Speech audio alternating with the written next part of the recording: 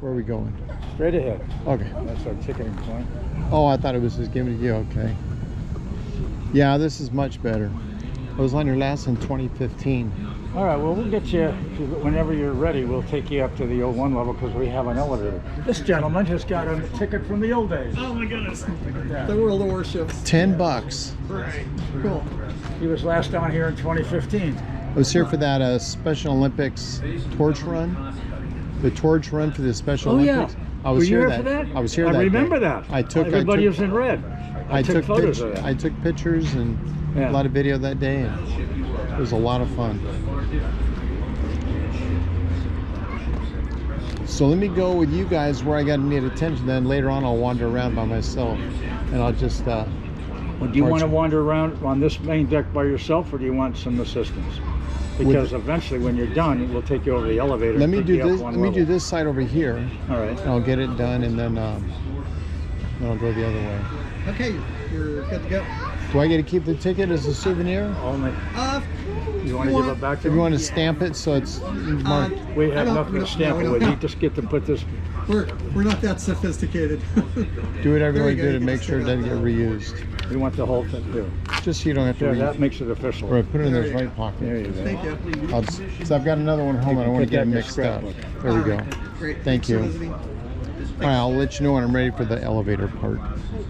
Or are you going to come around with me? That'd be great too. Whatever you wish. You can tell me all the ins and outs and stuff Yeah, to do. yeah, we'll give it a So what is this? Is all the ammo that they use on the Yeah, ship? the ship's primary mission, as you know, is to shoot these big guns Yeah. at the enemy. However, during World War II, we actually did not do much of that. We did do some shore bombardment. We did sink one Japanese light cruiser, but most of the time we were protecting the SS-class aircraft carriers from incoming Japanese bombers and torpedo planes. And we did it with 40mm guns, the lower right. We had 19 of those quad 40s on here. Over here on the left, and that 40mm shell is there. On the lower left is the single barrel 20mm guns, and there were 3 of them right here, and there were 52 all over the ship. The ship was covered with those, and that shoots that little guy down there. What caliber is that? That's 20mm, that's 40. And then the bigger one is the 5-inch guns, and if you look over there, you can see the 5-inch gun sticking out the side. I'm familiar with You've those, seen yeah. those before. And the cartridge that fires that projectile. So we had 10 twin mounts all over the ship. Today we have 6. So we still got 5-inch guns on most of our Navy ships today. How fast can the 5-inch shoot? Very good question. A well-trained crew could fire 18 to 22 rounds per minute per barrel. Or what's the range on something like that? 7 miles Wow. up to aircraft and 10 miles on shore targets and against other ships. And it makes a good boom. Yeah. Oh God, does it? Yeah. The sound of these things is horrible. I noticed your spare anchor out there. Was that one that was from the left side of the ship, or No, actually, that spare was found by a dredging operation a number of years ago off the entrance to San Diego Bay. It was brought to Long Beach and put in a boneyard. We found it. They sold it to us for $1 and donated it to the ship. So it's identical to what we have on the ship. All right, I thought it Both might. of ours are on board. I was wondering about it because I saw it. It's a standard Navy stockless anchor, 30,000 pounds, 15 tons. I saw the one on the stern side, the port side. I couldn't see, so I didn't know. So yeah. Look at all this chain and. This is, of course, you're on the forecastle, all the anchor handling equipment. Anchor windlasses over here, captions over here to handle the mooring lines. All this equipment works. We have over 1,000 feet of chain on each chain side. Wow. Most of it is down in the chain locker, of course. Each link weighs about 126 pounds. They're quite heavy.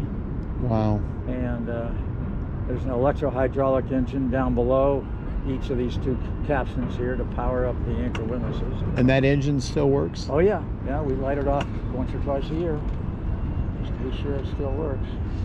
There's a movie they made, and they actually brought this ship back to life to fight the alien ships. I know you know. Well, actually, that was the Missouri, but that's called Battleship, and I know the one you mean. It's very entertaining. I thought it was this one they brought back to life. No, we weren't lucky enough. They found some old fogies, as you know, that carried 1,800-pound shells on their shoulders, and you know, they just, it was highly Hollywoodish, but it was so funny it was entertaining. I liked it. It was a good, entertaining movie. Yeah, it was fun. Well, I noticed all the ammo cases on the ground down there. Okay, All what the deal is those are training rounds. They were blue, and they will, in the next few months, they will be transferred to the ship, and we're going to actually lower them and put them inside a gun turret. Okay, I thought they might have been in the hull of the ship and they took it No, out. they were all surplus to an ammo depot out in Crane, Indiana, and they sent them to us, and they will eventually come off the pier and be brought aboard. So they're just hollow. Yeah, they're just decorative right now, but they're the real deals. They're all. Oh, I could tell they're the real thing. Yeah, that's So we awesome. got about 75 of them down there, and they're going to all be brought aboard here in the next few months. See if I have any questions while I'm up here. Okay, again, how long is the chain? 1,080 feet long. Oh my gosh, Yeah, that's a each one. serious weight. Yes, oh yes. And you know, what you may not be aware of is that it's not really the anchor that holds the ship in place when you're at anchor. It's the chain laying on the bottom of the ocean. So they drop the anchor and then they lay drop the the chain. anchor, then they pay out a bunch of chain like this, and then up it goes. It's really the footprint of the anchor chain and the anchor that holds you in place. I've always wondered about that. And a lot of people don't know that. Now I understand And that. that's Yeah. why the ratio of amount of chain that you pay out is 5 to 1 based on the depth of the water. So if you're in 100 feet of water, you're going to pay out 500 feet of chain. 100 feet down and 400 feet out to the anchor. So they drop the anchor and drive backwards. Exactly. Okay. And just pay it out along the ocean. Yeah. That so is you can see the max fascinating. depth we could go is basically 200 feet. 800 feet on the bottom, 200 feet up, and you're out of chain. So I'm going to throw something at you and see if you know the origin of it. You've heard the term the whole 9 yards. Yes. Do you know the origin of that saying? Yeah, I did a few weeks ago, but I'd have to think about that. It has to do with the chain story. It's the I P. believe. It's a P51. That's the length of the ammunition belt on the P51 Oh, okay. for the machine gun. And they say, give them the whole 9 yards, meaning blow them away, you know. Right. Okay. And that term now relates Oh, to so well, many thanks for other, that. you know, you hear it used in so many unrelated military ways. But anyway, I like throwing that out there. Well, that's a good one. A lot of people don't know the origin of that, but that's a good origin That story. was the best plane in World War II. Was the Oh. P-51 Mustang. Saved those from helped us win the war, right? It sure did. Saved all the B-17s. On both sides of the field. All right, let's throw some knowledge at me for the 16-inch guns. Yeah. What's the range on those? Okay, maximum effective range is about 24 miles. Typical engagements were 15 to 20. Rarely did we fire over 20 miles, but they could do that. So when the ships are over there by like Okinawa or where they were softening the beaches Right. for like South Pacific. on Utah and Well, we weren't in Normandy. We were Oh, only okay. Pacific. But what go am I ahead. thinking? Okay, so you're just the Pacific. Yeah, Okay, we're so just the Okinawa, and what are some We're of the Leyte other? Gulf. We're Marshall Islands, the Gilberts, and When did this actually launch and the get? ship was launched 80 years ago tomorrow, Oh, 27 August 1942. Happy and anniversary, commissioned in ship. February of 43. so it did make almost the full length of the war. Yeah, It- she went out into the war zone. Actually, arrived in January of 44, and was out there for a year and a half, except for 3 months when she got damaged in the Typhoon Cobra, the December 17th 44 typhoon, and she had to come back to Hunters Point and get one of her propeller Okay. struts realigned, and then they put on a new radar and some more guns. So we missed about almost 3 months of the war at the beginning of 45, but we were there for the rest of it. Is this one of those 20 or It's 20 a 50 millimeter. 50 millimeter? These are, I mean, 50 caliber. These are 50 cals, caliber yeah. machine guns. They're replicas, and there were 8 stations, 4 on each side. Yeah, and they're all manually shot. All manual with a crew of 3. What went down this porthole This hatch here goes down to. or hatch? Yeah, this goes down to let's see, the anchor windlass room. There's a berthing area that ends about right here, and all this area here up to the front of the guns is all solid berthing, about 400 bunks. Oh, so they're getting Most of which have been removed. they're hearing And all the they're coming chain. off the ship now, and that's what that crane is taking off these cut up bunks and going to make room down there for our new museum. Will I eventually be able to get down in that? No, we can't get down there. There'll be no, not today. I know that. I'm saying in the future. Oh yes, oh absolutely. We're emptying out all the berthing areas in the second and third decks to make room for the new museum. We just hired the design company 2 weeks ago, and they are going to do the preliminary drawings and eventually get those approved. We'll get bids for the construction of the museum, and we will open in October of 2025. Awesome, on time for the Olympics. So, Get a lot of Olympic visitors here, I'm sure. get up and over that, all right? Oh yeah. So these were hatches that went down to the berthing areas again? Yeah, these two hatches here both go directly to the berthing area. In fact, they're using this one here today. The crew is using that to bring up cut up pieces of the bunks. Okay. Where are those bunk pieces going? They're going to go to mothball somewhere, or the? No, they're being cut up. They're being recycled. Being recycled. Yeah, the okay. bunks are all being cut up into three. It's bad they pieces. can't have a couple just to show what the bunks look like. Oh, we're leaving plenty on here. Oh, okay. We're leaving hundreds and hundreds on here. Oh, okay. Yeah, those awesome. are just the ones in the forward part of the ship that are not on.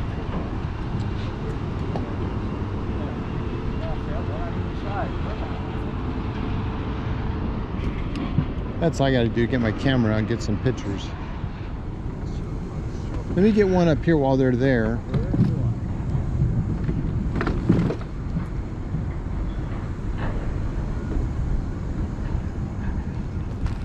That way you can see the gun, I mean the chains and all that. Okay, let's try one here. Okay, let's go vertical. I don't like the, well, you can do both, yeah. Now take a picture by the barrel.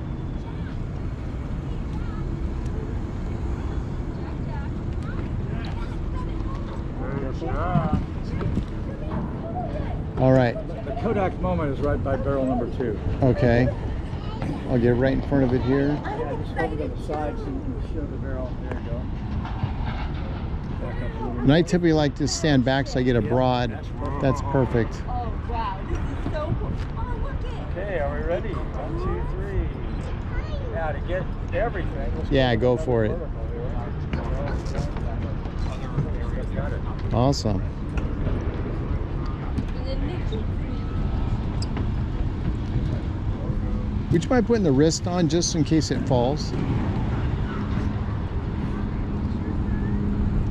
So these gun barrels weigh about 200 tons each.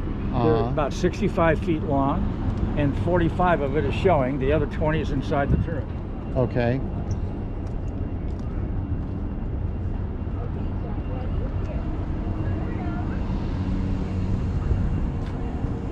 Powder kegs. You may remember that when you were here before, it takes 6 powder bags to fire one of these projectiles. They each weigh 110 pounds each, and I will demonstrate how easy it is to pick up 110 pounds. Are we ready? Yeah. Yeah. That's a great classical illusion. So they're stored in tanks like this, 3 in each, 3 over here. Notice the date, 1944. Wow. And How much can they store down below? oh, good grief, they can. How many kegs?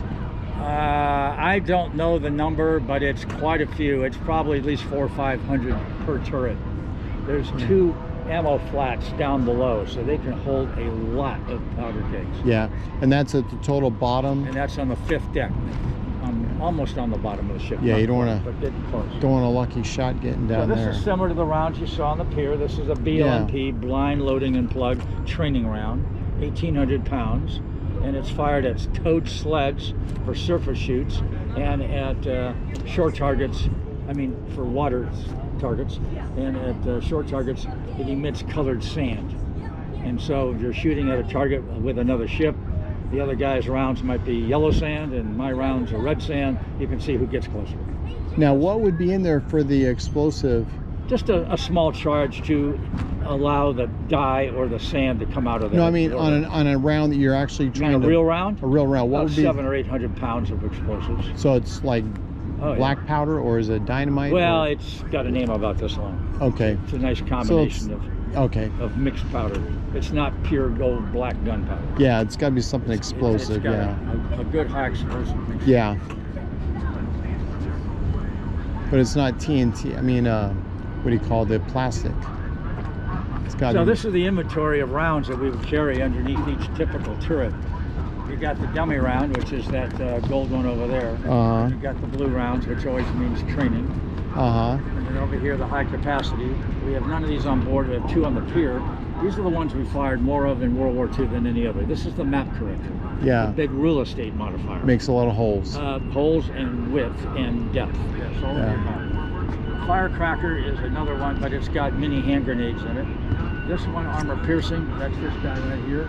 He's a foot taller and weighs another 1,000 pounds. He's 2,800 pounds. Penetrate up to 30 feet of reinforced concrete and up to 18 inches of armor. Our thickest armor on here is 17.5 inches thick. Yeah. So this is what you shoot at reinforced bunkers and other bad guy ships. Armor piercing. Then the die marker is very similar to the BLMP round. And lastly, the round we don't talk about because the Navy would never tell us if we ever had any on board. The nuclear round. Yeah. Katie. Yeah. So that's our inventory on the ship. So how thick was the armor on the Bismarck? Don't know. I wonder if those. It wasn't thicker than what we have. I think it was 14 inches or something. Yeah. The rounds we have, I'm certain could have penetrated whatever the Bismarck was. It's interesting. What finally got it was its rudder. Just couldn't steer. Yeah, right. Came with target. That's right. Shoot away. So the iconic photo that you've seen so many times is a broadside of all 9 guns going off together. The big question is does the ship move sideways when it fires all 9 guns? Yes or no? Well, it's a sturdy ship. That's a lot of torque. I would think it'd have to move a little bit. You're getting close, but no cigar. You're going to say it doesn't. Yeah. And the reason is because the gun barrels all recoil back into the turret 3-4 feet, and there's 35 feet of warship below the waterline. A lot of weight. It would take a huge amount of force, or as you call it, torque, to move it sideways. So the answer is it shakes, but it doesn't move sideways. So its draft is 35 feet? When she's loaded with bombs, bullets, butter, people, and fuel. Right now we're 28, 29 feet. Wow. So she goes down another 6 or 7 feet when she's loaded. Could you snap a picture of that one banner for me? Do it up and down wise so you get a good one.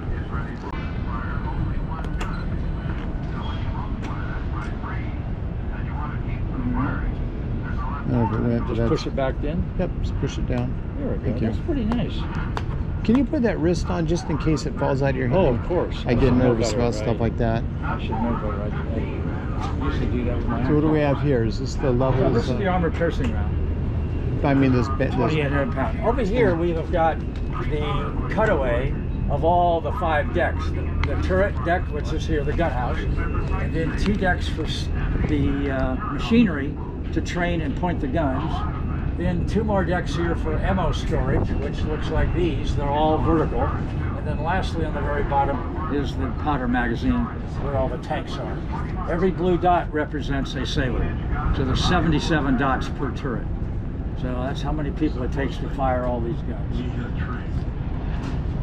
Awesome. A well-trained crew can fire a round out of every barrel every 30 seconds. So that is 2 broadsides a minute. Now, is it a myth if you're on the deck when it fires you'll blow your eardrums out? No, not at all. First of all, there wouldn't be anybody on the side of the turret or in front because of the blast. It's not the noise. You could have people behind it, but normally not. Yeah. The noise is coming from the 5-inchers. They make the worst sound by far, and that's where sailors got deaf because of the cracking sound. These guns make a boom sound. In fact, when you watch the video over here, you can hear them going off. They're not dead. Okay. A lot of concussion if you're anywhere near the turret, but that's not where people are going to be when they're being. I've seen documentaries and they say, if you're anywhere near it, you'll go deaf. The deafness, as I say, really occurs for people inadequate hearing protection on the flight. Why don't you turn that camera off? There you go. I'll look at this another time. We'll go and keep going. So this is the firing train over here on the right. Typical 6 powder bags. Okay. Behind the protection. Can you do more than 6 or 6 max? No. 5 minimum, 6 max. Because you got some of those bunker killers that are a little heavier, you said. Yeah, but it's the projectile that is the key. Yeah. But if you wanted to go shorter distance, is that just the angle You, of the you shot? just lower the barrel. Okay, Exactly. so same power, just you Exactly. aim it with the angle. Okay, that makes sense. Yeah, absolutely. Now, during the World War II, we were fired at by only one time, well actually only one time by a shore battery in the Battle of the Marshall Islands.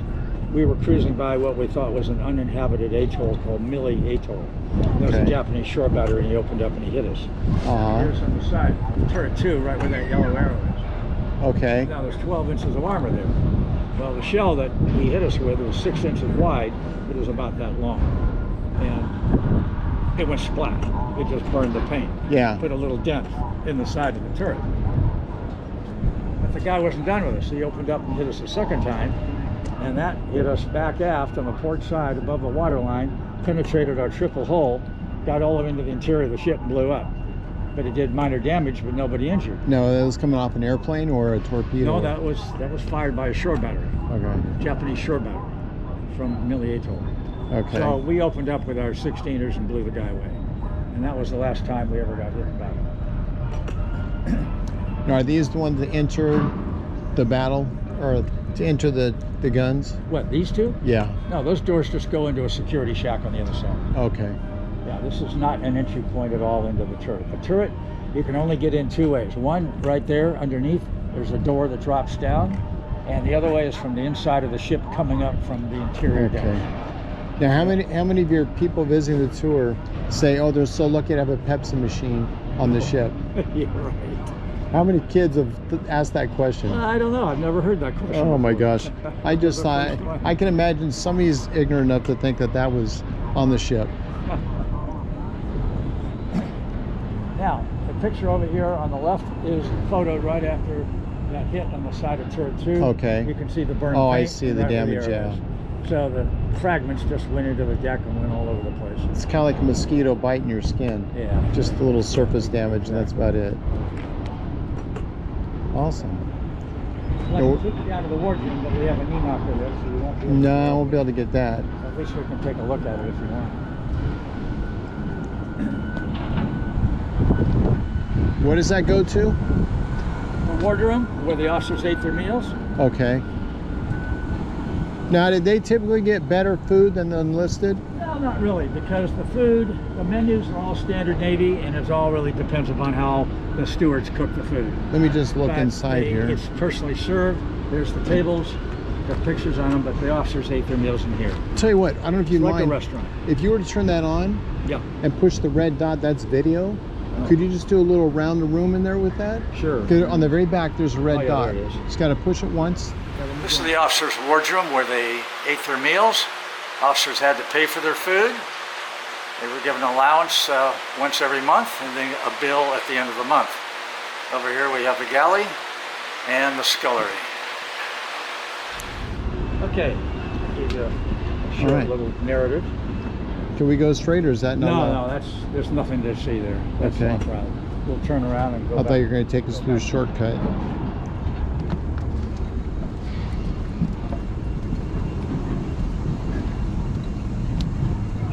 So where's home for you? Where do you live? About 45 minutes south. I grew up in Huntington Beach, Okay. but I now live in Corona. Oh, okay. So a little bit of a, I just love it down here. I've been coming here since I was a little kid Oh, good. with my grandparents and going to the Sports of Call and all those. Yeah. You know, shops Oh, you know the waterfront here. Oh Ports yeah. of Call is mostly gone, as you know. Yeah, I still see some of the fish markets over Yeah, there. that's about all that's left. I took the little pathway down, but it dead ends. I couldn't get over there.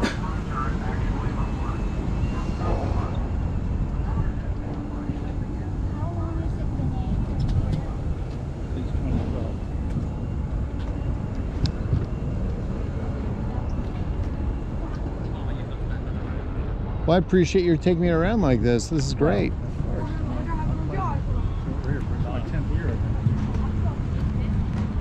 I go to so many places. I feel like I want to be a tour guide for Southern California because I've got coming up on 9,000 miles on my chair, and I've had it since 2014. Oh, there's some of the berths. Now, Cool. do you drive your own vehicle? No, Or do you have someone drive for you? I came down on the train. I take the train to Union Station, then take the blue line up the coast, Okay. and then get over So here. how did you get here to the ship? I took the 142 over the bridge, and it just dropped me off. That's a across bus. The bus, yeah. So then The I took, bus dropped you off here? yep, across the street, and then I. Now are we going to the other side to Yeah, the we're gonna go ahead to the and go stern? down to the elevator. We're gonna sit here and wait a minute. That's all right. I get to Wait for see. these guys to move us. I get to down. see these things. This is pretty cool. They're gonna, Thank you. you can watch the offload. So there's the bunks. Yeah. Shot. Shall I take a photo of that? Sure. Actually, I get a photo off the video on this one. We'll do that too. Take a single. And then we'll do a video of the offload. How's that? There we go. Oh, I don't need. I'm videoing right now on my thing. That's good. Your GoPro. Oh, I see. The crane's taking them out. So these are the same guys, by the way, that are cutting up these bunks down below, and we just cut them right out of the deck. Whoa. Here comes the crane. Gotta be And careful. then they're going to offload them right down there on the pier, and then Yeah. they're going to walk them down to that dumpster, and they're going to put them in the dumpster, and the dumpster's full. They take it away and recycle. You would think somebody would want these for nostalgic reason, you know? Old sailors that maybe they don't want to see them ever again. I don't Well, know. remember, we're keeping hundreds still on board. Yeah. So these pull out, or I'm seeing handles on these drawers.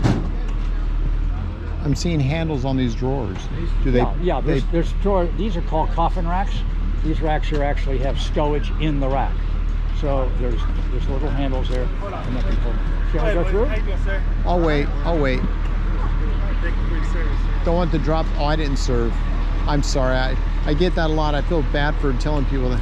I just love the ship that I got to go on it. So Thank you for being Thank that you. individual. thank you. Thanks for your service here.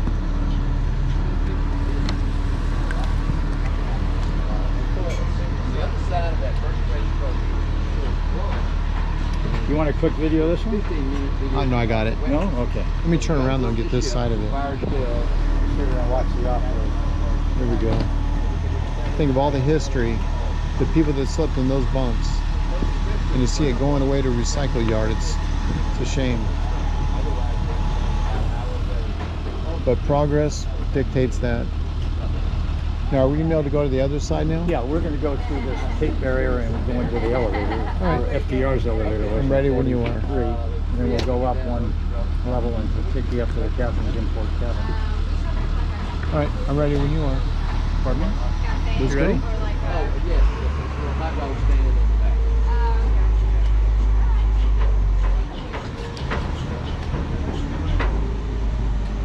Well, feel free to like record any of these little rooms I can't get in. If you could do that, I'm sorry, say again. if you could record any of these rooms I can't get in, that would be wonderful. Oh, okay. So you know how to use the recorder on that. Well, I'll tell you what, why don't you stand by right here, or sit by. Uh-huh. This is the officers, senior officers' staterooms. And my dad was on the ship at the end of World War II, and his Uh-huh. stateroom is in here, and I'll put the video on that one. Oh, He was a fascinating. commander on here. Let me get this thing back on. Anyway, if you were a lieutenant commander, there would be 2 bunks per room, 1 below, 1 above bunk beds. If you were a commander, 1 bed. You had your own stateroom. That's what my dad had. He had the midship stateroom. So I'll do a short video and go down there. Awesome, go for it. I'll be right back.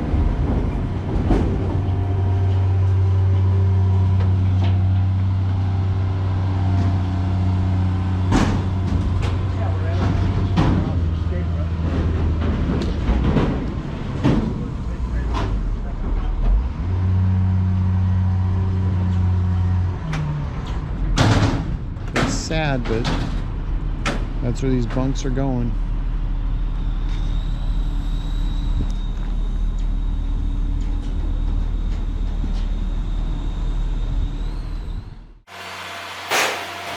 Yeah, we're entering the senior officer stateroom, or the area on the ship called the Horseshoe. This is where the mid-grade officers had their bunks. This is the Horseshoe passageway here. There would be 2 officers to a stateroom, up and down bunks like this one here. These would be lieutenant commanders. And continuing on,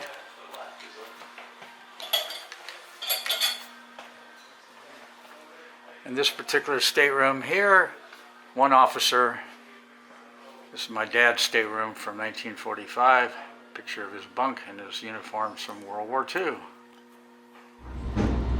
Alrighty. By the way, my name is Rich, and you I are? saw that. It's Ken. Ken. Yeah, and KBS. I saw your badge there. Very good. I'm a retired Navy captain, did 32 years in the Navy. What do we have in here? That's the executive officer. So, Executive officer, number 2 guy on the ship. This is his waiting room here, and his bedroom is to the right. so he's got the full king-size bed treatment. He has Not a standard bed. Not literal, I know. His bed is no different than anybody else's. Oh, okay. Yeah. But he doesn't have to put up anybody snoring in his room. But he just gets a little more room. Yeah. XOs, as you may know, are in charge of 2 things on the ship. 1, the ship's organization, and 2, the And you're discipline. recording. This is another view of the Oh, wardroom. that's the opposite where side the of- officers ate their meals. Okay. Well, there's a little bit better for me to see this end in here. Okay. Let's take one That's more fine. picture of that. There you go.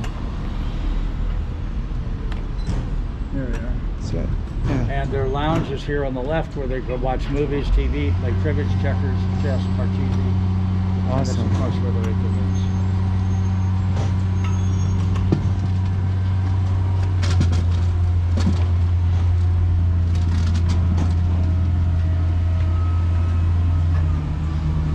We're getting the behind-the-scene tour.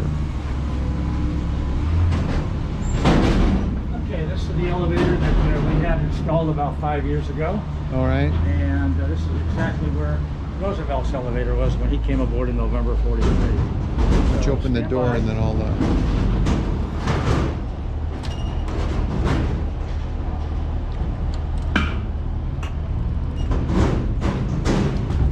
Now, What'd I you will stand- drive the elevator. I'm gonna have you go. Oh, let's see. Is there any way to have that open and you push behind me? I don't know if I'm gonna tilt backwards on this. Here, push down the front of my chair. Not the controller, just the chair. All right, here we are. Okay, can we turn in there? All right. No problem. You're fantastic. All right, you are in. Okay, I will drive the elevator. Just stand by. Oh, don't good. press any buttons. Okay, All right, you didn't leave me there. That's good. that should go. Yep, I got this. Okay. Wow. So this is a saluting battery, one of 2 on the ship, 40mm blanks. When you have a VIP like a president, king or queen come aboard, 21 gun salute, you've heard the term, you fire the blanks out of this gun or the one on the other side. There's the 5-inch gun, right? And here's your 5-inch gun mount. Yeah, a little more history. Roosevelt's elevator had a stop right here, but it also went up higher. It went up to the height of this 5-inch gun mount. There was a ramp created to go from the top of the gun over to the O2 level. And his valet was Mr. Prettyman, because as you know, Roosevelt could stand, couldn't walk, he was always in a wheelchair. It's polio, right? Exactly. So Arthur would push him around this 5-inch gun mount, and if you look to the right, you'll see a vertical red line. That vertical red line is where there was a second elevator. And that would take him up to the O3 level, which is where the Admiral's Bridge was located. Okay. And also that was where his general quarters station was, because if Roosevelt was fired at by either a German U-boat or a German bomber, they were to whisk him up to his elevator, take him to the O3 level, and put him inside the armored conning tower, which had walls or bulkheads 17.5 inches thick. Wow. As far as we know, he never was lifted up and put inside because we were never detected. Yeah. But he would go up there to yak and chat with the Admiral and then come back down his 2 elevators and hang out. He hung out a lot on this veranda right here. Okay. That's where Roosevelt spent 1 week going across the Atlantic to meet with Stalin and Churchill in Tehran, as you know, the big 3, and then after those meetings he came back on the 8-day transit returning. So this is where Roosevelt's elevators were, and when he returned to the States, they took them both off. I know these are for towing certain things, or what? These? Yeah. What are Yeah, these? these are struts for a underway replenishment. Okay. You actually could set these up like on a tripod, rig Yeah. a set of sheaves, and you could actually have Yeah, an they in-haul, out-haul would line. tether things back Yeah, and for forth. underway replenishment. Oh, good. I didn't think we were going to be able to get by this.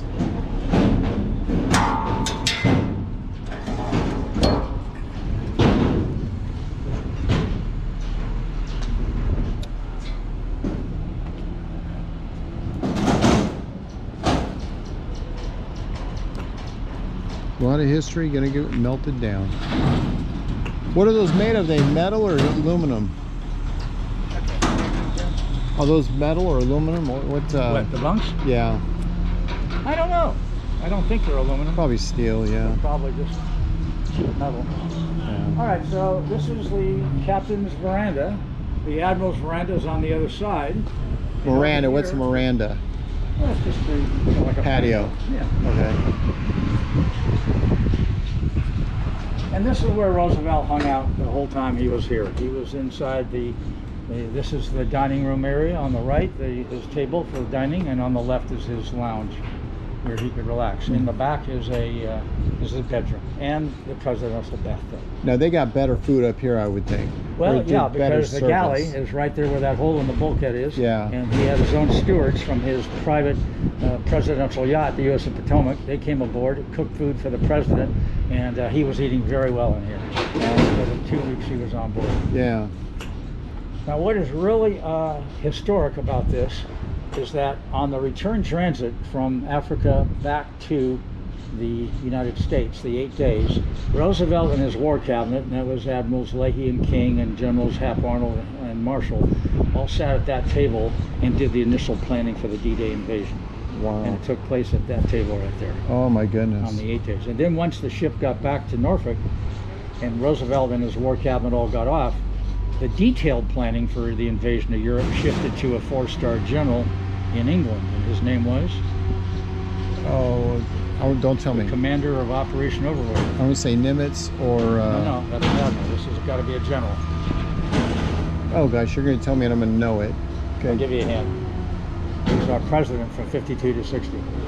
Oh, Eisenhower. That's exactly right. Okay. Ooh, glad I got that answer right. Can you step in there and take a good picture of that, or are you Oh, of allowed? course. I'll take Yeah, why don't you get a better? I can only get the doorway. You can get in there and get a good one. I'd appreciate it. Sure, happy to. Take a I couple. conduct this tour for people all the time. This is called the President's Cabin Tour. Do a couple different angles in there if you would. Probably turn the flash on for that.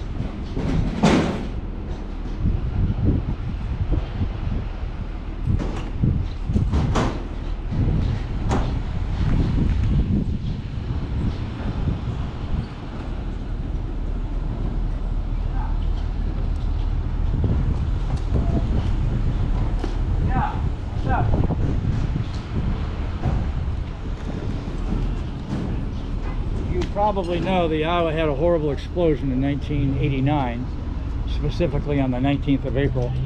The ship was operating off the coast of Puerto Rico on a gunfire exercise, and while they were loading the second gun barrel with powder bags number 2 and 3, the gun blew up. It Oh, no. killed everybody inside the turret and down 4 decks. Wow. The only survivors were the 5 guys in the magazine at the very bottom, because that's separately armored area. All 47 sailors that died are all listed right here. There's smoke pouring out of the turret over here right after the explosion. Damage control teams responded, cooled down the turret, went inside, and of course everybody has been obliterated. Every year on April 19th we have a memorial service to pay tribute to the fallen 47 here on the other side of the turret, and a concurrent one in Norfolk, Virginia, the former home port of the ship. So it was a sad day in the history of the ship. That was 1989, and as you know, that same year we won the Cold War. So a year later, the ship got decommissioned because the Navy, and mainly the Congress, felt that we didn't need battleships anymore. Yeah. So this is our... Till the Gulf War. No, she was not in the Gulf War. I thought we had one battleship. We did. We had 2, the Missouri Okay. and the Wisconsin. Oh, that's what I But thought. we were out of commission in 90, and the Oh, Gulf War okay. was in 91. Exactly. Okay. Yep. So you're going to sit here and watch these guys load Yeah. up. I've got enough of that. All right. So let me get this entry on the back of the turret. See where this door is underneath here. So this is the main entrance to the gun turret. This is all armored. You got about 10 inches of armor back here, and that door drops down, and then the sailors can go up inside it or enter from inside the ship. Yeah. Now turret 1, which is the lower forward one, is where we offer gunnery tours on weekends. We actually open the turret up and let the guests go inside the turret. Oh. They get to go right in here. Oh, that'd be nice. On turret 1. Can you go in there and take pictures, or is that Nope. not able today? Not open, and I can't get in there at all. I don't have a key. Not even Richard can get in there? Say again? Not even Richard can get in there? Well, Yeah, I know. it's out of my pay grade. Yeah, I Let's know. put it that way. All right, so these are mushrooms. Mushrooms I was are wondering about that. a nickname for the ventilators that exhaust hot air from inside the ship and let them out. They're waterproof. They allow air to go out, but water not to go in. And the mushroom is explained right here. Okay.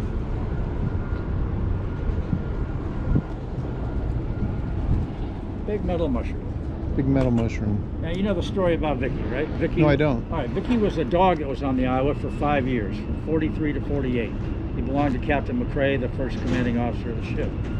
When McCrae reported aboard in February of 43, he brought the dog, and his name was Victory. When the crew saw the dog, they said, "No, Captain, we're renaming the dog. It's Vicky. We're going to give it a girl's name." So Vicky was a member of the crew. He had a shot record, a vaccination record. He had a livery card, and he had an ID card and a personnel check. So he was a canine first class. His symbol was the fire hydrant. You know why? And he has a Master at Arms, World War II ribbons, and he had the run of the ship from 43 to 48. Where did he do his business since there's no fire hydrant? Well, wherever he wanted to, and the Just crew had would to come right along clean and up. throw it over the side. So Yeah. he was a free-spirited dog. He every now and then wouldn't obey the rules, and he would sleep in other sailors' bunks, which he wasn't allowed to do. He went to captain's mast. He got busted. He got reduced to canine second class. Got restricted to the ship for 30 days. He went over the side, went AWOL, went ashore. Sailors had to go ashore, go find the dog, bring him back. He jumped off the 2 or 3 times. Wow. Oh yeah, overseas as well as here in Long Beach. Wow. So, I mean, as they say, the dog did what he wanted. But he was the companion to Roosevelt for the 2 weeks he was on here, because Roosevelt's dog, Fala, was stayed behind in the White House with Eleanor. Wow. So Vicky was very popular. So notice this is station number 4. And on the bow where we were, that was station 2. The wardroom, which you didn't go in, but you saw it from the outside, was number 3. And the quarterdeck where you came aboard was number 1. I saw the picture There's of 6 Vicky on more of other these on the pictures. tour Yeah. And I'll give you a souvenir before you leave. All right. So when the kids come aboard, they get a Vicky card with all 10 locations on there, and they have to go find Vicky. Ah, okay. I wonder what that was. That's I what saw they do. I saw her and a number down below, so Exactly. or him. So you're on the Admiral's veranda side. Yeah. And, Let me just get a quick little scan over the edge.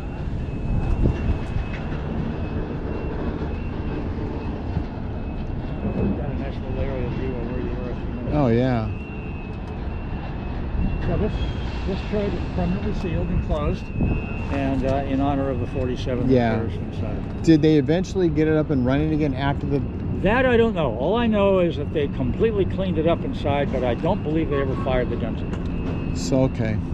So there's no lingering DNA on the walls in there or anything. No. I've seen video of the inside, and it's all re-stamped off like that. There's no real overt evidence of this. What's up there? Well, the tour would continue. We have no more elevators going up. Yeah. It goes by the 5-inch gun mount, and then eventually the signal bridge, which is what I take care of, the flags that are all flying. That's the ship's call sign, NEPM, November Echo Papa Mike, ship's call sign. Then you got the bridge where we con the ship, and then one deck below that, where the first set of windows are, is the flag bridge where the Admiral hung out. That's where Roosevelt would have gone. Okay. The 03 level. One more 05 for the 04 for the bridge, and then 05 is the open bridge way up there on top, where you can actually con the ship in the outdoors. And then you start working your way up the mast and so forth. So, but that's all part of the tour route for Yeah. our other guests. Okay. The White Dome gun is a Gatling gun. We I know that call the one. Sea-Whiz close-in weapon system. 20 millimeter, right? That's 20 millimeter depleted uranium, and we have 4 of them on the ship, 1 on each quadrant. I've got a shell from one of those. Yeah. Somebody took a tour in San Diego and brought me back one of the shells. Okay. It's just amazing that they shoot those and they shove it all over 3,000 rounds a minute. and they shovel all the discharge in the ocean. It just Yeah. they don't even save it. It's such a Yeah, they're expensive. quite effective. And what's unique about those is that they have no crew members. They're all fired automatically Yeah. with nobody manning them. Yeah, Because the radar in the dome detects the enemy coming in towards the ship, and when it gets in range, shoots all automatically. Okay, now Richard, Sure. are those the actual guns or those broomsticks? No, these are replicas. Yeah, The Navy took the real ones off, and we made. yeah, I heard that Yeah. a long time ago. Just testing your honesty. I appreciate that. So, I go up there and rap on the side for our guests and say, "Oh, listen to the hollow sound." Yeah. Can I just go to the end of this thing over here and take a shot at the end? Wherever you want to be.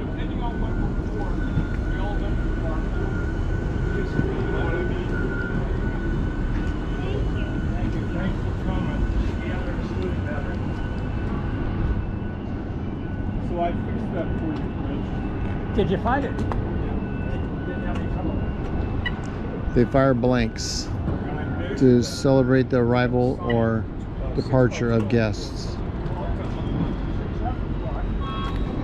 There's the other 5-inch gun. 5 inches are louder than the 16-inch guns.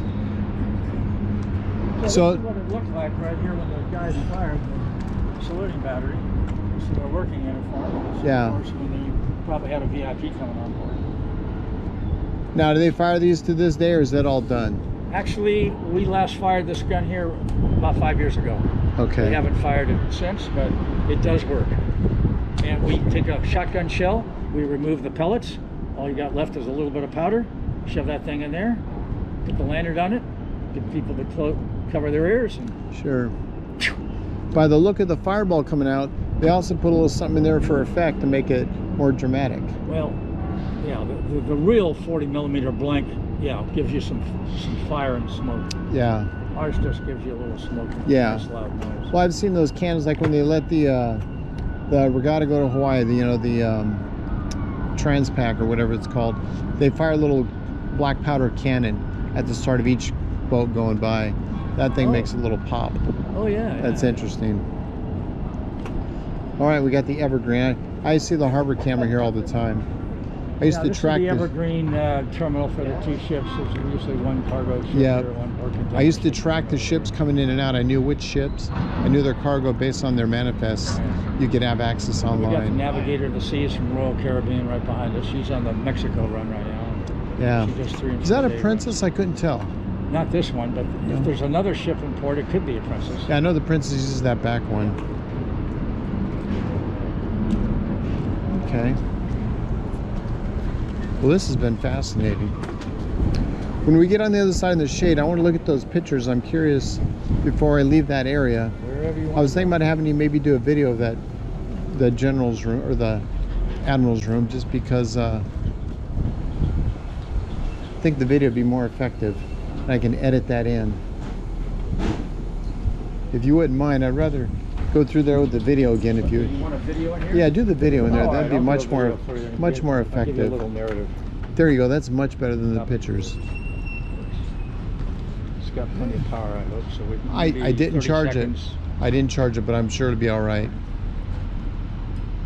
My man Richard, give me the VIP. We're going to do a mini tour of the captain's in-port cabin, where Franklin D. Roosevelt in November 1943 spent 2 weeks in here.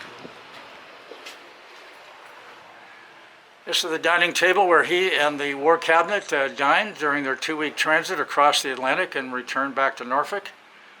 Over here we have the living room area where they could relax. Through this opening in the bulkhead is the galley where the stewards cook the food for the guests in the in-port cabin. In this corner we have the commanding officer's desk and his workstation, and pictures of the 4 presidents that have been on the ship. President Biden, President Reagan, President Bush Sr., and lastly, Roosevelt. We are the Battleship of Presidents. In here we have the bedroom. This is the bed where Roosevelt slept for 2 weeks. And in here, lastly, is the bathroom and the famous presidential bathtub, which was used by Roosevelt. He had polio. He could stand, he could not walk, and he was bathed in this bathtub.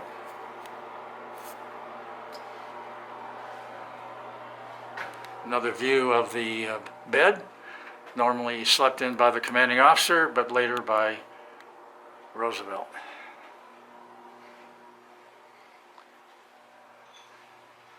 And one last view here of the captains in port cabin. These aren't the original ones. Okay, they were narrower before. They were narrower before. They were all the watertight doors in the ship are standard 30 inches. And these are wider. And these are wider because we took this other one out. We cut it out with a torch. Oh, okay. And ordered a special watertight door that's 36 inches wide for people in either wheelchairs or walkers. I don't know if you want to try and get inside here. I could, but I'm not going to worry. You got video for me. But nevertheless, yeah, we did this all part of our.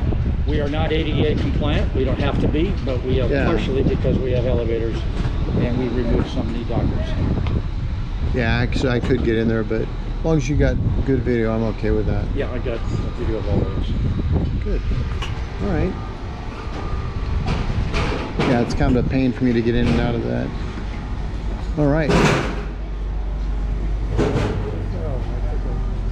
Take it back down.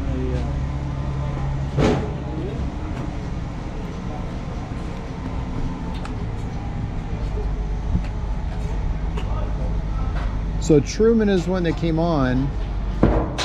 Say again? Truman is one that came on. No, that's Eisenhower. Roosevelt, that's right, Roosevelt. Roosevelt. Truman's never been aboard the ship. Truman, and then it was Ike that And Ike ran Operation Overlord, but he was never on the ship. yeah. He's the one that did the final on all the D-Day and all that other stuff. Yeah, he's the guy that did all the final planning. Okay, Up you go. here I go.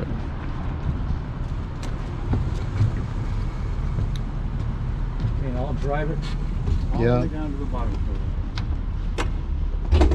Okay, down we go.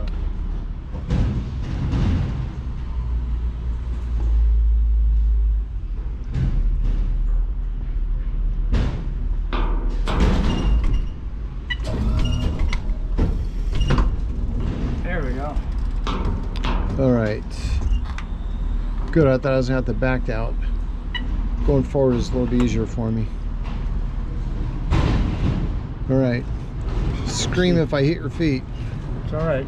You're going to start turning, and Yeah, watch my joystick there. You can turn it off I if will you keep grab my it there. hands off your joystick. Oh, like that, you turned it off. Tricky Dick. Did I turn it off? Yeah. Okay, you're good to go. You're good to come down. There we are. I'm good. All right. Okay, we've seen everything forward. Now the only other thing left for us to do is go aft. Yep. We'll look at the stern of the ship, shall we? Yep, let's roll.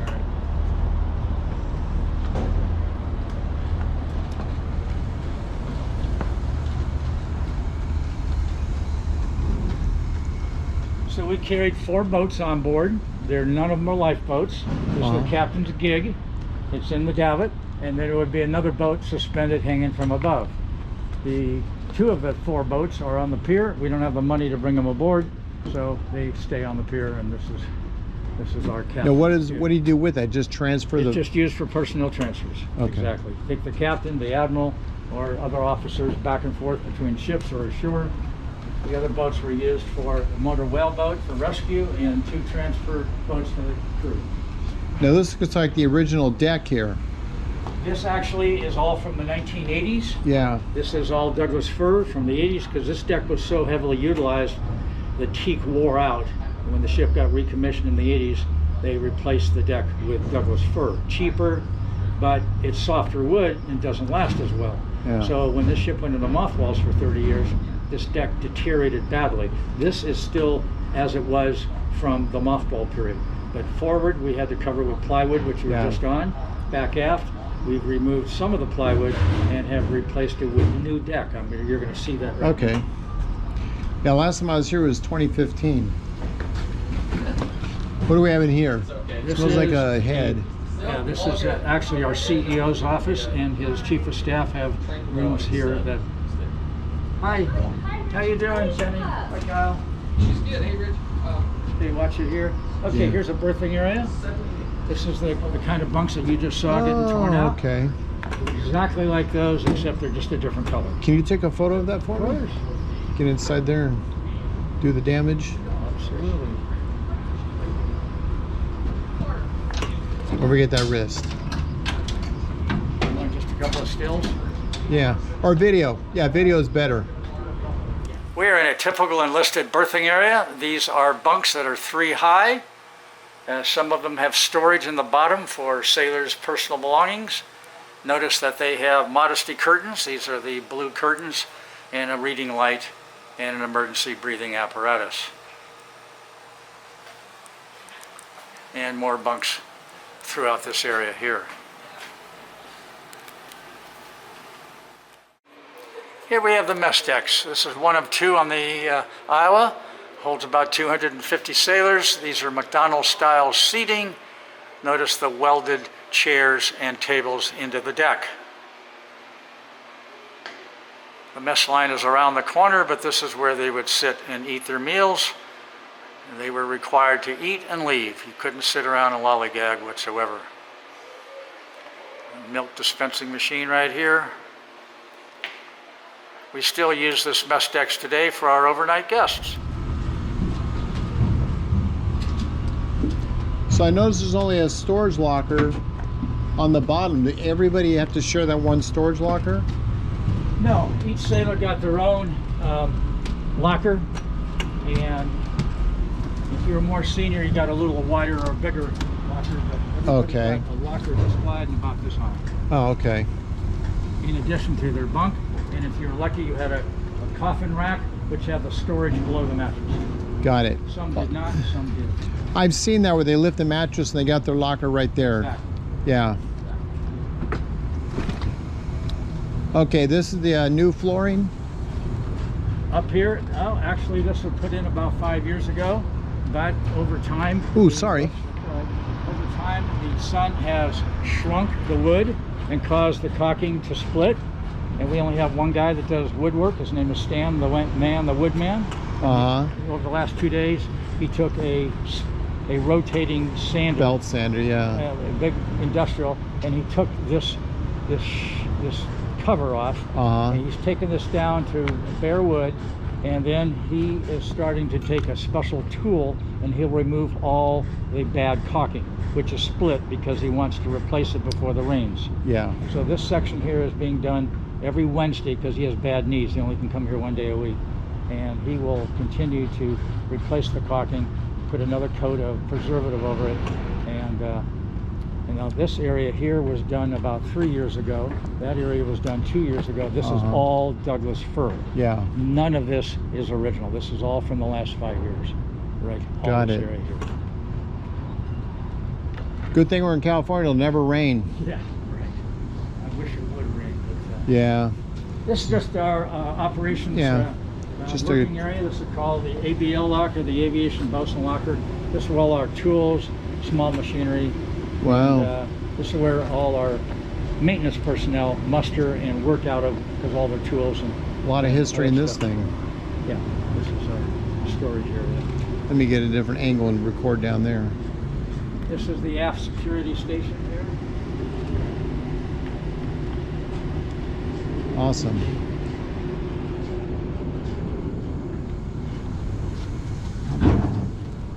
What is this called? This is just our aft security station. Okay. Yeah, we have some Oh. alarms in here, and Some poor soul gets stuck in there all day. It's mostly maintained by our security people. Yeah.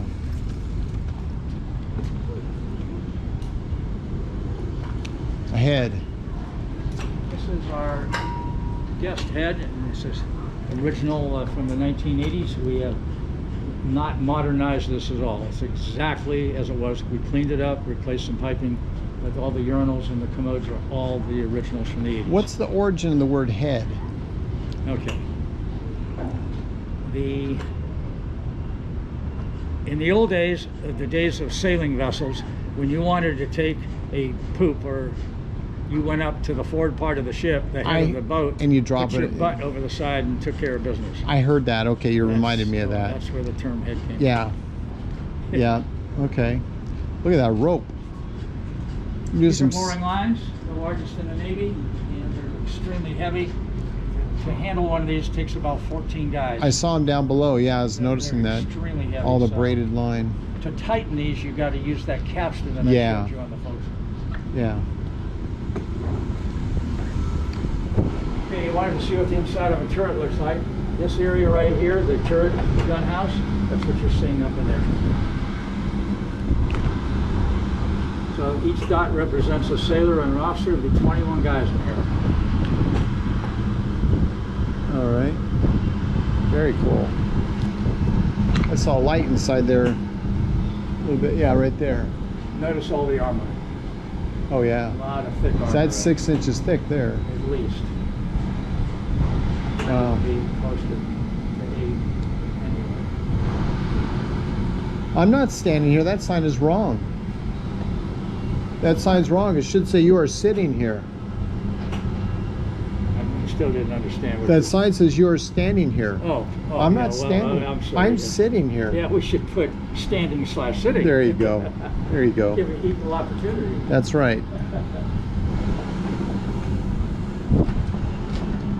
Are these pulley winches over here? Okay, they are. This is machinery here to operate the boat boom, because before those boats that you saw were put on those davits, there was a 5-inch gun mount there, but in the 80s they took the guns off and put the boat davit. They used to be parked here. The boats would be on davits right here, and the only way you can get them into the water is boom up overhead, lift up them on a sling, swing the boat out over the side, and lower it in the water. That makes so sense. Boats were stored along here. Okay. Wow.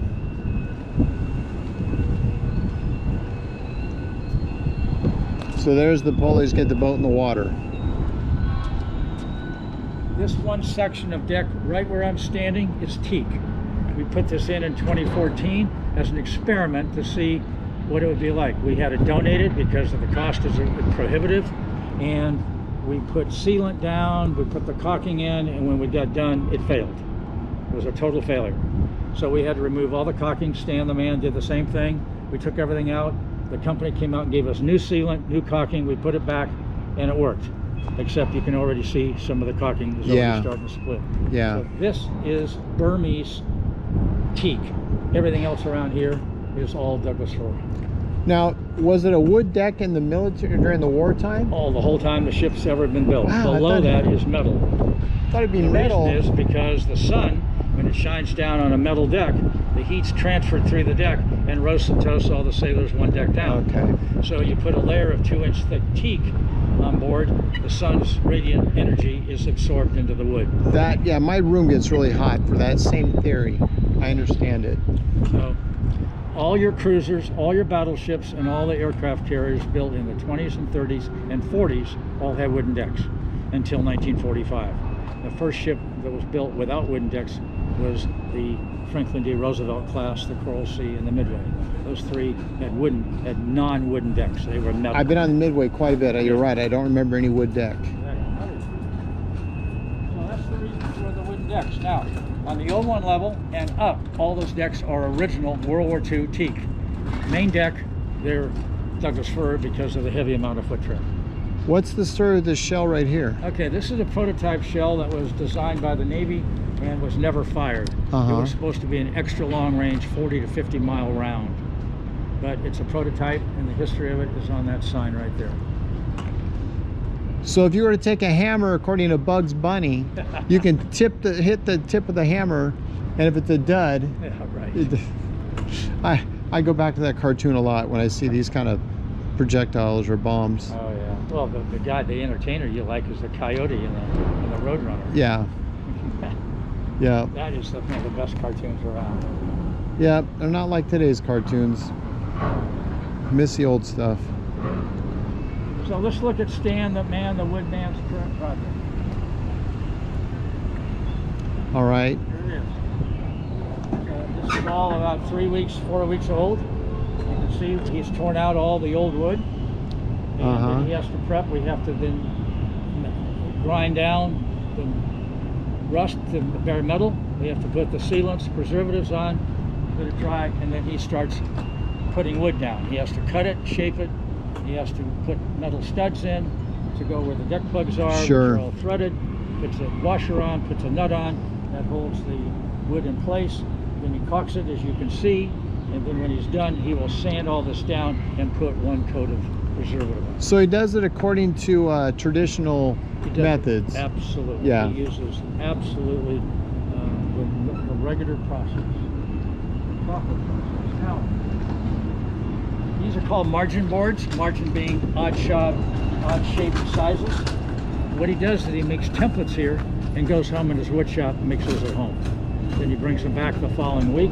He places them all around the side, as you can see, and then does their fitting, and So then he- he puts in the big boards. Like the Denny's puts a temporary crown on, and he's Yeah. going to come back and put the filling, The the real actual, You got it. yeah. Almost like a dentist. But this is a long, slow process. Oh, I can imagine, yeah. Because his knees are bad, he's there only 1 day a week now. Is he a Used to be here. volunteer? Is he a He's a volunteer? volunteer. He's a retired Okay. aerospace engineer. Where does this entry go? Right here.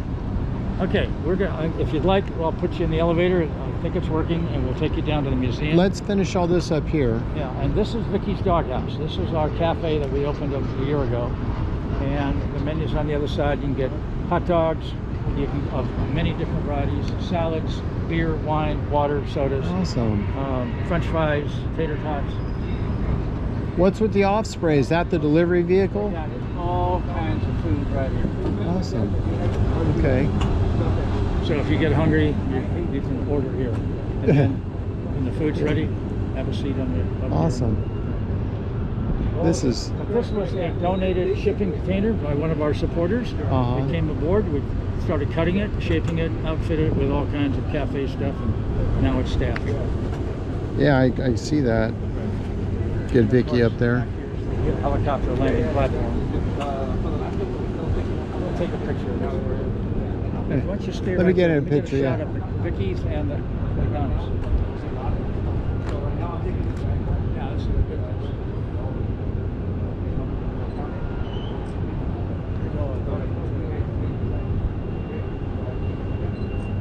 I like that. While you have that out, I'm gonna turn around and get Evergreen in the background. I'm gonna get over here so I get moved with Evergreen.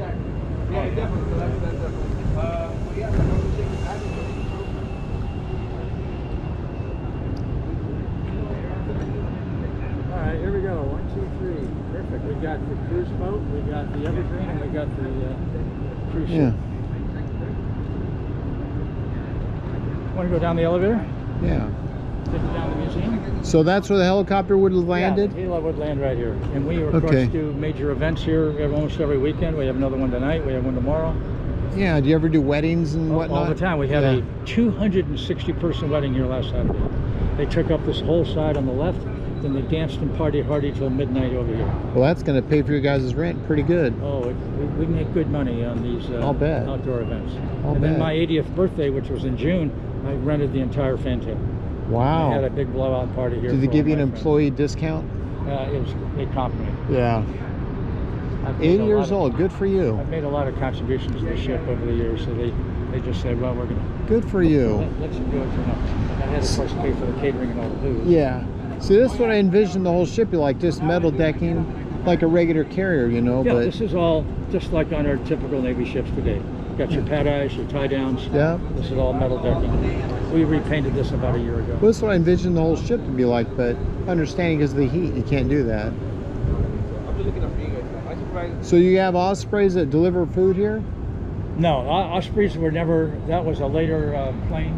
Well, I understand, They were yeah. Brought aboard either by Highline or by helicopter, which is right here. This is a Yeah. Hub 2 helicopter, original to the ship from the Korean War, 1950s. Same one that was in the new Godzilla movie, the same Yeah. style, yeah. And we found this thing in a boneyard behind the aircraft manufacturer in Philadelphia about 8 years ago. Bought it, restored it, and there she is in mint condition. Awesome. Yeah, there was one that would go around on the Riverside Air Show, and it was the one that was in the movie Godzilla. Oh. That would be the one that they ran, but they would fly it in and out for the show. All right. All right, let's see if we can get you up and over this. I might need a little help over the back. Just go Yeah. behind me. This could be, we're going to have to get you over this because here's the deal. This door has a timer on it. Once it opens, it only stays open for a few seconds, and then it will close on its own. So we Right. got to get you in here while I'm holding the door open. So Okay. let's I get- need you to come behind me, All right. lift my front wheels up, and I've got the power. All right, I'm going to just hold on to you here. Yep. Just pull back a little bit. There you Oh, go. There we go. And now you can power over. Yep, I can do that, no problem. Give it a little lift. 1, 2, 3. Yeah, we've entered the Battleship Iowa's museum. These are some of the displays down here. There's a display here of all the armor on the ship, over 20,000 tons indicated in the red. Other visual displays of sections of the ship. And here we have the business end of a 16-inch gun barrel. Actually, that was on the Iowa many years ago. 16 inches wide. Look at the rifling inside. The world's biggest bore brush. You would have to attach poles about 60 feet long to clean the bore of the gun.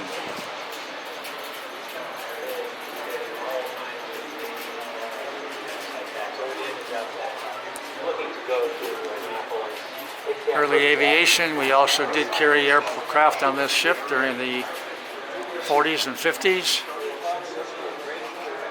And here we have the original commissioning bell from 1943, 900 pounds of stainless steel.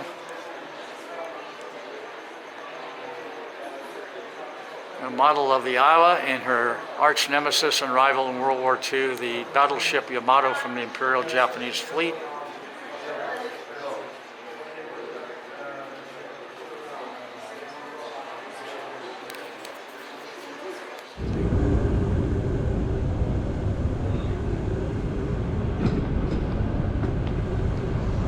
All right, this is the banquet area.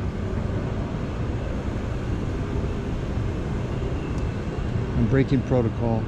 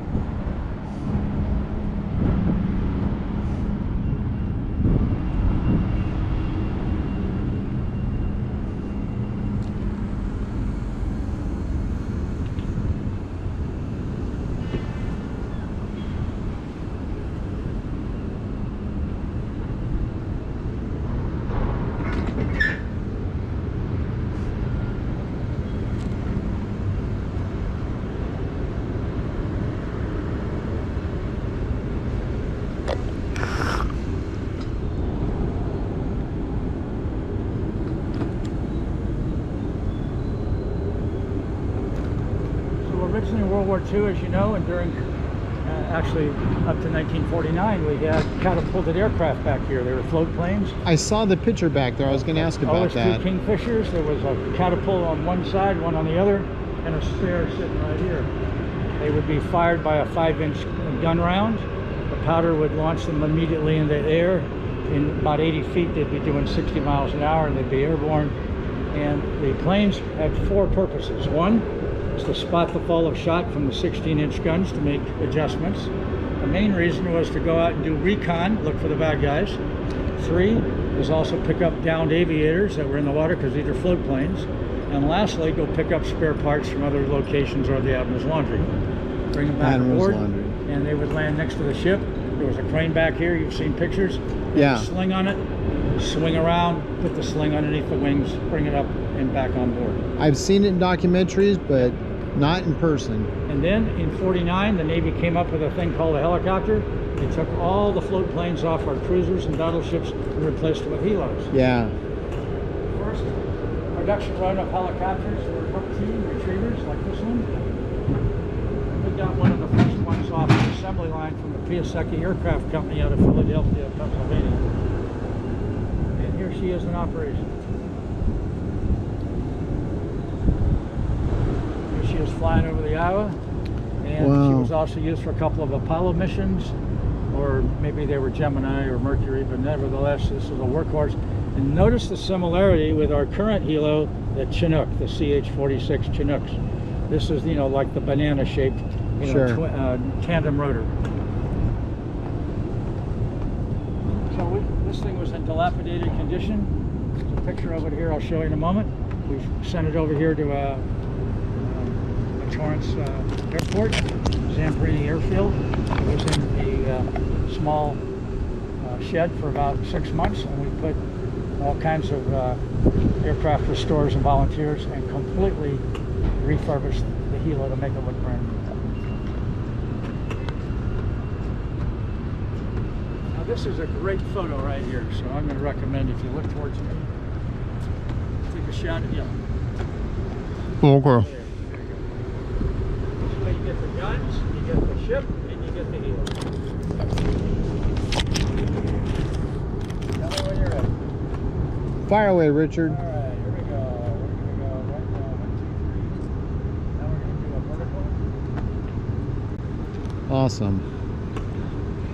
What I do when I make my video, I'll drop these photos on top of the video so I can see where they turn out as we go. Good for you. So let's take a look at the pictures. When this helicopter arrived by flatbed truck from Philadelphia, I took this photo about 8 years ago. Notice the condition of it. Yeah. And then she went into refurb, and all the pictures are on this next panel over here. But these are just different shots of her. Where did they work on it at? In Torrance, at Zamperini Airfield, right over here, just a few miles away. There she is. She operated in World War in Korea in '51 to '53. We delivered her to France in 1954, and she served with the French for 21 years. And then she, over time, went to a museum. She went into the ownership of a collector, and eventually went into the boneyard, and that's when we dug her. So this is the exact same one you're saying? This is the original from 1949 that flew off of this ship in '51 to '53. Wow. So it has no rear entry like the new Chinooks Now the do. engine's still inside. Oh yeah. No, the entry. There's no backdrop like the other. No. It's all side She entry. doesn't have a rear Yeah. ramp, as far as I know. What was her main purpose? Retriever. Pick up supplies, pick up people, ferry them around. Awesome. So it didn't pick up the shuttle out of or the capsule out of the water. She did. She was in on a couple retrievals of earlier capsules. Sure was. All right. So I've probably seen video footage of her doing those kind of retrievals. Just remember the HUP, HUP-2. The HUP. Retriever. HUP-2. I'll do some research when I get home. Yeah, it's too bad I can't see all sides. That's okay. Awesome. But you took that picture. That's good to know. Can I get inside there? If you scoot a little more, then now turn left. Left, the other left. My left. There. Now take a look. You can A see little higher up. You can see. Yeah, there you go. Oh, hold it. Oh, my Go headrest. back a little bit. Okay, now forward and left. Okay, now you can see the overhaul work that we did in Torrance. Yeah. There's all our volunteers and 2 paid aircraft restorers. So we can see What's the deal with the all the paint dog? down to bare metal and then completely repainted it and re-decaled it and cleaned it up. What's the dog's story? Just one of the workers. I guess. Let me do this.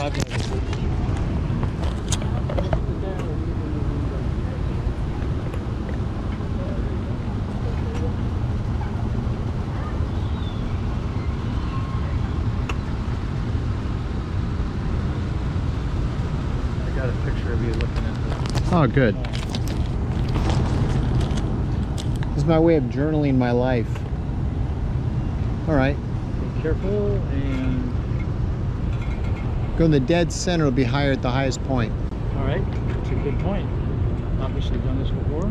That's simple physics.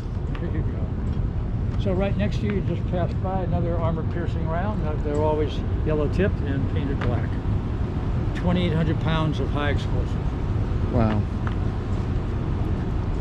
You could tell me what they put in there, but then you'd have to kill me. Right? So you could tell me what they put in there, but then you'd have to kill me. Oh yeah, I don't have any magic information. What's the tensile strength on these ropes? Do you know? No idea. It's got to be thousands These are and thousands. mooring lines. Yeah. Mooring lines. They're the largest in the Navy. They're nylon. Serious. They're very flexible. They're very heavy. Yeah. Oh man, this has been the best tour. Thank you so much. My pleasure. Now, before we're done, I got to get a picture with you and I together. Oh, well, So when we we're can do a done with all selfie this. or whatever. But here's another Another look at the flooring. another Yeah. look at our deck. Here, let me get a shot of you here looking at the deck. Let me turn around here. Yeah, that's good. That's a real good one. Okay, cheese. You guys should have stuck with me, man. I'm getting all kinds of inside dirt. I'm telling you, we're listening to part of it. Yeah, he's telling me all. nice job. He's taking the camera in forbidden places too. That's what's nice about it.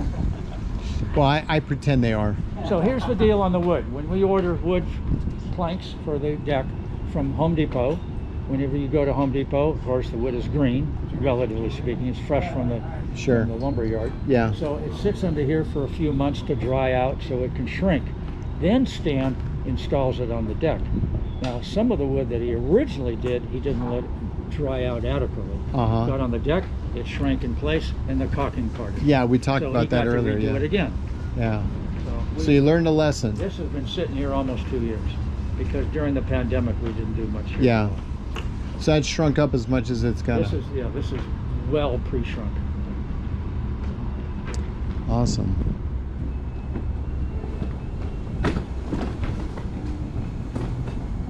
My goodness. What a valuable lesson it's been today. And this is some of the deck that Stan recently just removed. I'm just pointing it out as a highlight. It's for sale at $5 each. Souvenirs. And Is this original decking or what? This is all Douglas fir from the 80s. Rarely do we get any teak in here, Uh-huh. but occasionally. But the pieces that are what we call most valuable are the pieces that have a hole in them. I'd like to buy one of these, yeah. So this is, I'm not twisting your arm. No, But no, anyway, it I can makes see for the a history. Great souvenir because you got some of the rust from below.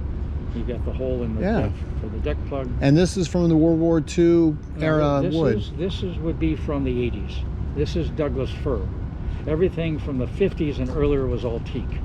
Okay. So this I just talked to Stan 2 days ago and asked about this, and this is all Douglas fir.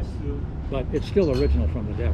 I understand, yeah. So- Find a good one with a hole. I'll take that one with a hole in it. All right. And here, I got Want to put it in the pouch in the back? a blue bag on the side, Oh yeah, I saw that. and I'll give you the money for it right now. Thank you. There's $5 in this little clip right here. Yeah, and then we have a little. Oh, here. that's Just it. grab it. There's. That's it. All right. Let's get a picture of you Yeah, by the box. That should be Put it right there on my lap. A souvenir. Put it- All right, this is the way we exit. All right. Well, We're we need done. a Now- picture of you and I. Oh, We'll get somebody down below, do it or here? I'd like it up here. Yeah. Is there somebody here? Okay. Oh, he's yeah, on I'll the go phone. get Paul. I'll get Paul to Okay. take a picture. We'll get in the sunshine. Yeah.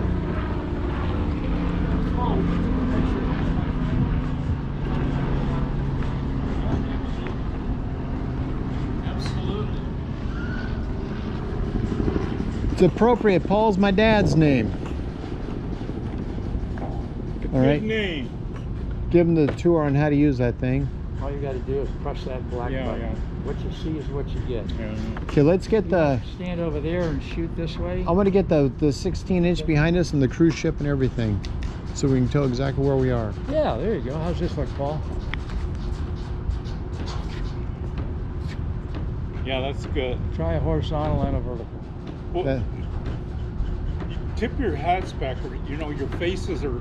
Well, yeah, That's all right. Oh, okay. Okay, you ready? yeah. 1, 2, 3. Uno más. All right. 1, 2, 3. Oh, okay. You know, I was just thinking, they got a basketball hoop. Every once in a while, you know, I've played basketball enough times. That ball sometimes bounces where it shouldn't bounce. I wonder how many they lost overboard. Well, they lost a few, but the standard practice was, because we talked to guys in the 80s that were on here, is that the guys not playing did a little semicircle back here to guard Yeah. for the ball that Makes sense. bounced off the backboard. Now, Yeah. there's a little story that goes with this backboard. This gun was involved in a gunfire exercise in the 1980s, and they decided instead of shooting the gun directly, you know, a beam, they would shoot it like way forward, and they did. And the blast, concussion, caused this backstop to come crashing to the deck and exploded in millions of pieces. It was made out of fiberglass. Oh, wow. So the captain called the first lieutenant to the bridge, chewed him out, and gave him an assignment to go get it replaced with material that would never come down again. That was blast proof. So it was in Norfolk. He got a hold of the ship superintendent and asked the guy as a favor. The guy went to the armor shop, came back when the ship came in port later, and had a brand new sheet of armored backstop, and that is it up there. So that's welded armored. it in place and assured the first lieutenant it would never come down again. That's awesome. He reported that to the captain. The captain gave him a BZ, a Bravo Zulu, well done, and that's the story of that backstop. BZ, Bravo BZ, Zulu. that is Navy East for well done. Oh, attaboy. Congratulations, it's an attaboy. It's an attaboy. Exactly. Let me tell you a little story. My dad, when he was in the Navy, he was somewhere in the 60s. He was my mom was pregnant with, I think, me or Yeah. one of my siblings, but the captain, they went out for a little cruise. It was they had death charges. Oh, So the captain was going to put a show on for the families, Yeah. little family. So they dropped the depth charge down. He set it too shallow, Oh, and it lifted the boat about 10 plus feet out of the water. oh, good grief. And my mom being pregnant, all the other people, you know, obviously their knees buckled. It was like a big earthquake. The captain or whoever was in charge got Right. just reamed by whoever their superiors were. But yeah, my dad tells that story and just laughs about Wow. that family cruise Oh. that went bad. You don't So- recall the name of the destroyer he was on. I wasn't a destroyer. I don't know. It had been a destroyer. If it had depth charges, it probably was a destroyer. I or couldn't tell something. you. Wow. But yeah, I've got pictures of my dad in the Navy, and that day there's pictures of my mom on the ship. So I know that was the day that it happened. Yeah. But What was his job in the Navy? What did he do? you know, I'm not sure. He doesn't talk a lot about it. He came out of the Navy with very bad experiences. Oh, okay. Came out very racist too. Oh. So I think some things happened to him that that's he doesn't talk about. But I don't know. My uncle, on the other hand, my uncle worked on a carrier, and his job was to make sure the elevator worked. Oh, And okay. he never had a single down to his hole. Good for Anyway, him. he went on to do a lot of things in business and All right. mechanical stuff. But Now, to go down the elevator, the brow, I recommend we probably go down backwards. nope. Forward. wanna go please. forward? I do this stuff You forward. sure? All right. I tilt up and I go down level. Okay. So why don't you go behind me here? All right. Why don't you stand behind me? All right. We'll do that.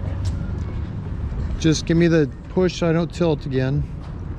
All right. I've got the chief here to help us out. Yeah, push forward a little bit. All right. And you're going to re-level her. Yep. And you have brakes on this thing? Oh yeah.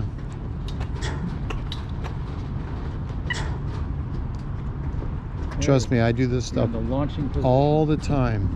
Are we ready? And it's going to go to what's called turtle mode, so it only goes half a mile an hour at the best. Okay. Oh, There we go. this is wonderful. Oh yeah. We've had other wheelchairs that just take off. No, I know better. I've 27 years in the chair. Is that right? I broke my neck 27 Oh, is plus that years what ago. You know Christopher Reeves, right? Oh, yeah. I broke my neck. Superman. I broke my neck a week before him, up in Beaumont riding a motocross. Oh. And so yeah, I've learned a lot. And I was in Loma Linda Hospital for a week, knowing nothing about paralysis. A week later, he does his thing, and Barbara Walters is on 2020 talking about it. So, yeah, I've been through a lot in my life. But I've been skydiving like this. I've been to Glamis. Seriously? I've done a lot of fun things. Yeah, I enjoy getting out. Like I said, I'm coming up on 9,000 miles on this chair, so I get around. Well, Richard, thank you so much. This Do you have was... a way of contacting your... You're going to go to the bus stop? Oh, no. I'm going to drive across the street to the bus and do some more driving around. And you can do that on your own. Oh, yeah, I'm good. You can let go now. Just need one more shot of Oh, yeah. the ship now that we're... And I'm going to put this in my mouth so I get a good view. So before I can't talk anymore, That's okay. thank you very much. Yeah, you're very welcome. It was great an to- honor and privilege to show you around. You know- You're inspiration. I feel like it was meant to be that you take me around. Yeah. Everybody said you were the most knowledgeable man here. Well, you're very So, kind. I appreciate our time I together. wish you well. Have a good day. And you're obviously quite comfortable in getting back on the bus. And Where's Rialto High? Where's that I located? have, it's Rialto's out by Rancho Cucamonga. I knew The San Bernardino area. My mom lived there. I'm in Corona. That's Oh, where I live. yeah. I wondered if it was the same Rialto that I knew of. Well, this high school came aboard for a tour. I gave them a tour. They liked it so well. The teacher pulled out of his backpack and gave me 2 of these shirts. There you go. And they're Wickaways. You know, they're fantastic. Yeah. I can wash this thing and it dries in 30 minutes. Well, I grew up in Huntington. Like I said, I was born in Newport at Hoag Hospital and grew up in Huntington. 21 years old, my wife and I moved to Corona. And that's where I've been. So we're like 4 generations HP. You said you had something for me at the end of the tour. Oh, you're I was going to get you the Vicky card. some kind of a souvenir. Yeah. Oh, it's just the card about Yeah. the dog? Yeah, let me go get it. I thought you were gonna give me the ship's coin. I don't have one. I got a ship's coin from the Nimitz. No, from the Portland when it was here for Fleet Week. Yeah, the challenge coins. Oh my challenge coin. I don't have it. Oh my gosh, it was. I don't This carry bosun just gave it to me. Now they know they exist. That's my goal when I go on a ship, to get the challenge coin for every ship I go on. So, if you guys don't have it for sale, then it. Yeah, we have them for sale down there in the man. ship store. how much are they? I think they're, I don't know, somewhere around 10 or 12 bucks. I mean, they ain't I'd cheap. be willing to but- buy one. All right. I'll wait here if you can give me the money. Look at my right pocket. I got cash. Yeah. So this is a Nazi era photo enlarger that I got pictures of the label. The label on the back has got the Nazi emblem and the swastika on the label. So this guy Troy has got the camera out and he took pictures for me. Your camera's almost like mine, you said. This it is a the bigger one. Sony? This is the Lumix Panasonic from Costco. My small Canon is almost identical to yours. Okay. Anyway, neat little camera. I wonder how many Nazis used it. It's an old-fashioned photography for processing film processing. It's for enlargements. It's for enlargements. Yeah, so Yeah, you don't- move the lens up and down, and the image gets Yeah. bigger and smaller. Yeah, you don't process with it. That's a totally different thing. There's all But sorts that's of awesome. techniques. They got like a stick paddle. Call it a dodging tool. And if there's Yeah. a part that's overexposed, you do that while you're exposing the film. I'm an ex-printer. I know all your talk. I used to run a darkroom to make the negatives for printing. Yeah, But me too. yeah, I know all about that. Yeah, we're of an age, aren't we? I was a Good old printer days. before I got hurt, so spent a lot of years going back to my high school days. Really? Well, hey, can you take a picture? Oh, he's on the phone now. Let's make a good one down here. Well, there's that float plane you were talking about. Where's the foot? On that, Well, yeah. System in crypto in .com. And right now, well, So here, come forward. I'm going to show you something. All right. Come this way. The lesson. Yesterday I went to the Midway, the carrier down Oh in yeah, San Diego. I've had my You've been membership. there. I've had my membership on there. And I was with an electronics technician retired. Slide this up. And we talked to the exhibits director down there, a guy, and he had an XS radar repeater. He's got my camera over there, so I don't walk too far away Oh, until you get my camera back. yeah, hang on. Make sure Troy's got a good hand on it.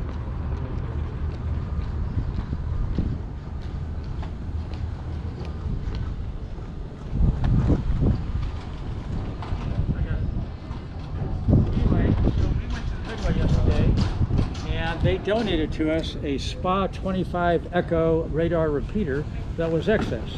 Okay. And so we put it in the back of this little Chevy Volt, and here it is.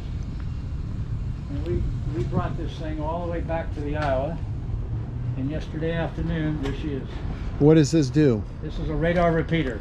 It Okay. repeats on this screen right here what the surface search radar is seeing on the main radar. Oh, okay. And they have these all over the ship, so you have different locations where you can see the surface picture. That's what that is. That's from the 1980s. So that's the old-fashioned Ethernet cable down there. Well, I it's one of I'm talking it's modern one of 3 or technology. 4 Yeah. power cables. Now it's done with one single Ethernet cable. Probably. You got all those multiple cables for that. Yeah. So this is our crew tent, and I told you that we had 2 high-capacity rounds down here on display. There they are, the green ones. Okay. There's one there, and we have none on board, but those are our only Yeah. 2. This is where the crew has lunch every day, and then we have crew parties here sometimes. We have potlucks and other. So the old tubs over there, those are for drinks and ice, right? The big back there. Oh, the those are containers for ice for parties and other events. Exactly. Are they anodized? It looks like they're anodized. Yeah. Anyway, awesome. Now, what does BB stand for? BB, okay, the first B means battleship. I figured The that. second B means fast attack battleship with no modifiers. Okay. The second letter in cruiser or in hull designations is a modifier. Example, CL. A CL is cruiser light, a light cruiser. My dad was on them. My dad was on a cruiser too for a while. So if he was on a heavy cruiser, the second letter was A for attack.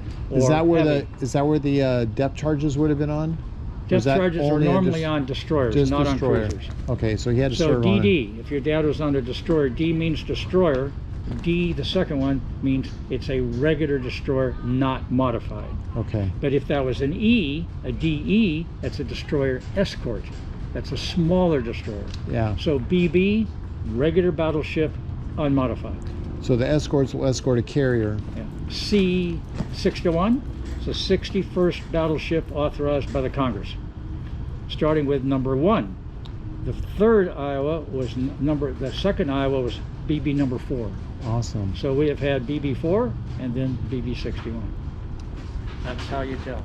So you guys are having a party here today? Well, they're preparing something for this tomorrow night. I think, Yeah. Oh, okay. because Now- I'm running Camp Battleship on the ship tomorrow. Is this the original forklift that would have ridden on the or is that just painted for the what, this? yeah?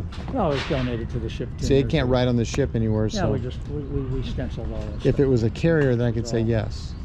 Most of this heavy equipment was all donated. That looks like Some from of it was Desert got Storm. surplus. Yeah. We have a barbecue here. You know, Sure. This is just where we basically Awesome. entertain the food. You betcha. Awesome. Well, I want to get a picture next to this this enlarger. This is a neat story. Boy, Troy's still on the phone. See if we can slide this up a little bit, and I'll be here in the shade in the sun with it. So did you want to be in a picture with it? Yeah, I'd like to be. I already got a picture of it. All right. I just want to be next to it. Thanks for calling back. All right, bye. Just set that on the All right, table. what For angle do you want? You want me to shoot just it the here? front. Well, I've already got here. He took pictures. Troy, can you take a picture of us for me? Yeah, let me get it. I want to just be in a picture of this, but I want you to take one of Richard and I up here with the ship. Let's get the other way so I get the front view, if you would. All you gotta Oh, you're do gonna go that way? is press Yeah. the big black Yeah, he button. knows that one. There you go. Where do you want me? Just right there is good. All right, Yeah, that way we get. hang on. We may need the flash, I'm not sure. Well, thanks so much, Troy. I appreciate your help. My pleasure. Okay. And Richard, it was great to see you too. Turn you loose up here, and you're okay Yes. to get to the bus stop. I know right where I'm going. I might go over to the ferry terminal really quick and check out the other end Have of a good this. day. Thanks, for your Richard. support. I'm gonna get some more pictures over here and I'll be done.